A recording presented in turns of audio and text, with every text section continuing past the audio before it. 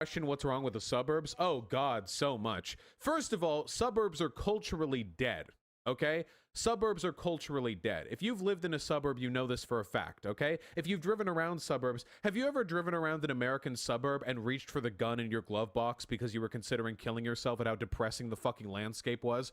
All of it is perfectly cultivated, endless nothingness, okay? Listen, the city that I grew up in, Los Angeles, terrible, ugly city, okay? But I can walk 2 minutes in any direction and find some crazy fucking local foreign cuisine shop with people who have worked there for 40 years, and I can have a conversation with them and barely understand the language they're speaking and get a delicious meal that I couldn't get anywhere else in the world.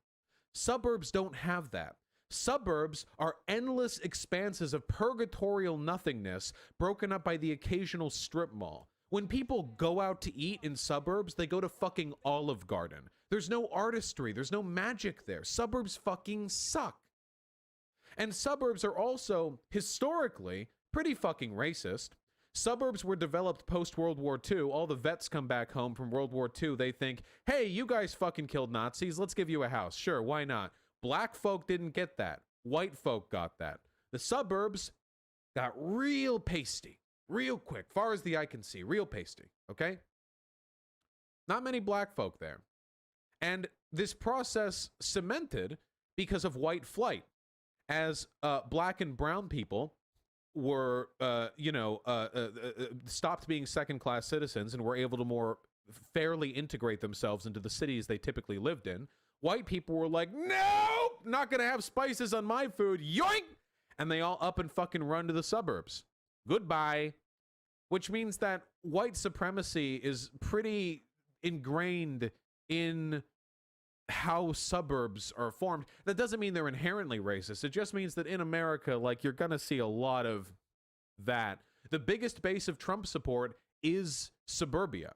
White suburbia. Upper middle class white suburbia. That is the strongest base of Trump support. It's not crazy rednecks. When you see fucking Patriot Prayer guys driving around major cities in their nice, clean, new $45,000 trucks carrying fucking pseudo-military munitions, you think they afforded that off of fucking wage slave money? No, these are trust fund kiddies.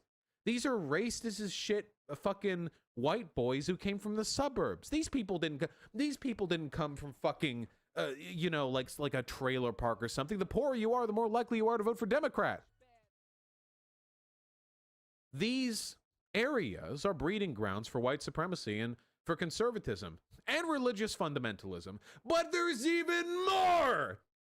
First of all, because suburbs are so expansive and so space wasteful, the supply lines necessary to deliver to these people are unfathomable. Do you have any idea how many resources your average suburban dipshit consumes? Like, really consumes, okay? If you live in a city in a townhouse, you may think, oh, I'm destroying the environment. Not even close to a fucking suburban person.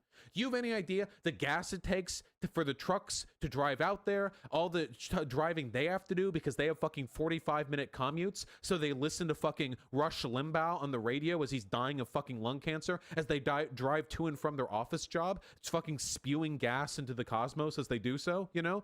The amount of energy it takes to move people around a broad, decentralized wasteland like that is massive. It's huge. It's huge. And then the fucking lawns. The lawns. They water their lawns. They're stupid fucking lawns. They pay some Hispanic guy fucking $200 a week to mow their lawns. They don't do anything with their lawns. They don't play with their lawns. Everyone stays inside these days. Nobody goes outside.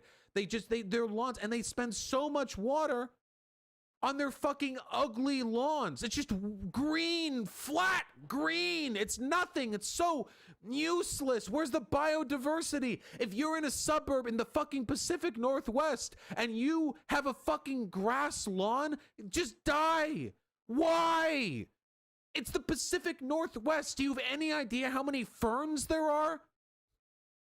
It's beautiful ferns and foliage up there. Do you have any idea what the temperate climate can support? Your lawn could look like a fucking garden, and you have just this flat green that you pay for.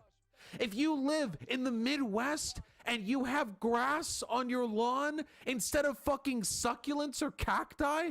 What are you doing? It's 150 degrees outside. You're not playing on the fucking lawn. You stay inside. At least make your outside beautiful. Okay? Instead of fucking spending money to make it look like shit. Sorry, not cacti. When I said Midwest, I was thinking like Arizona shit, not Midwest, the Southwest. If you live in the Midwest, though, you want to throw your fucking crabgrass up there? Why do you have a green fucking lawn? Dude, who likes grass? Grass sucks. You have to pay to maintain it. It doesn't look like anything. Nobody uses it. Grass is for cows. Put crabgrass. Have a rock garden. Use ferns or foliage or trees or vines. Have natural shade. If you own a house, plant a tree. Your grandkids will fuck their high school sweethearts in its shade, okay? Why grass? It sucks. And you never even use it. The only time you use your fucking grass lawn is to walk to one of your 3 fucking SUVs so you can drive to fucking Applebee's to pick up food for your husband because you fucking burnt the fucking turkey because you were too busy fucking the person you paid to cut the grass. There's no point. Suburbs are terrible. They're terrible. They're terrible. They're bad. American dream. When I think American dream, listen, call me a suburbanite hipster faggot, if you will. When I think of the American dream, like, what do I think of? Like, how do I want to live? Okay? I don't want a fucking stupid lawn that I have to walk across every day.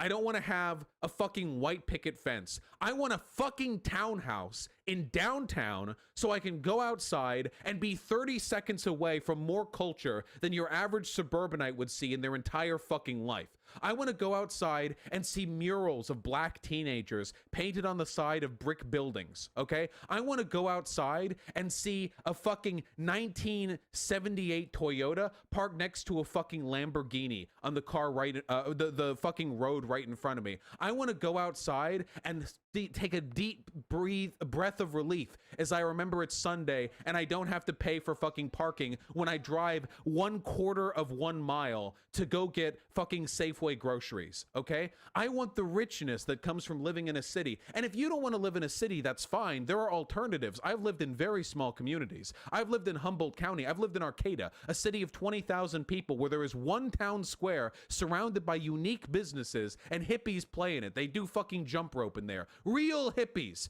They smell. I don't like the hippies, okay? I don't like it, all right? But they're there, and I would take all the obnoxious hippies in the world, okay? All of them over going outside, looking up at the bright blue sky, trying not to let the sun blind me, looking to my left and looking to my right, and seeing exactly one human being, and it's fucking Greg 3 streets down, mowing his lawn at 6 a.m. Okay? I will always prefer the richness of culture. I will always prefer the diversity in every sense. I don't just mean racially. I mean everything of a city to fucking suburbia. When the American dream was conceptualized, when that bullshit was invented, you know what people thought about? The American dream was not making enough money at your shit-ass fucking mechanic job so you can go to the suburbs and be a fucking business person, take your suitcase to work while somebody rails your wife. The American dream was fucking coming to New York from fucking Europe. You're some sort of peasant chimney sweeper and you sneak your way onto a barge and you travel across the Atlantic to fucking dodge roll off the railing on the side of the deck and dive into the fucking the canal and swim up and fucking gather your waterlogged suitcase and sprint in to one of the largest, most developed, most modern cities on earth. That was initially what people liked. Vaush, I actually like having nature around my home. That's awesome. Then you don't want suburbs either, okay? Suburbs don't have nature around their homes, okay? They have a cultivated grass skin suit that they wear over a concrete fucking void, okay? trust me, if you like nature, okay, you don't want to live in suburbs. Cities have more fucking nature than suburbs, okay? At least cities have like fucking parks, okay? Holy shit. Trust me, as somebody who's been in suburbs, okay? The fucking the fucking nature you're going to get in suburban sprawl is every once in a while you see 4 trees lining the fucking highway overpass that curves around the mountain that overlooks the entire 18 square mile section that you live in. Okay? Also, by the way, as somebody who now lives in Seattle, Seattle is so densely packed that if you drive 5 minutes to the east, you will be in a like rural area, you know? Just so you know, you pack people tight enough and you can stay right next to nature. That's not a joke. See, I'm actually not kidding. If you're in downtown Seattle and you drive east 5 to 10 minutes, you will go under an overpass and there will be nothing but trees in front of you. Nothing but trees. It's completely true. Seattle has about 1 million people living in it, and you are this close to nature at any given point in time. It basically just turns into Idaho. Soon as you move far enough. Now, you can't do that with Los Angeles, but Los Angeles is, let me be clear, a terrible fucking city, okay? Just to be perfectly clear. Just to be clear. Also has way more people than 1 million, you know.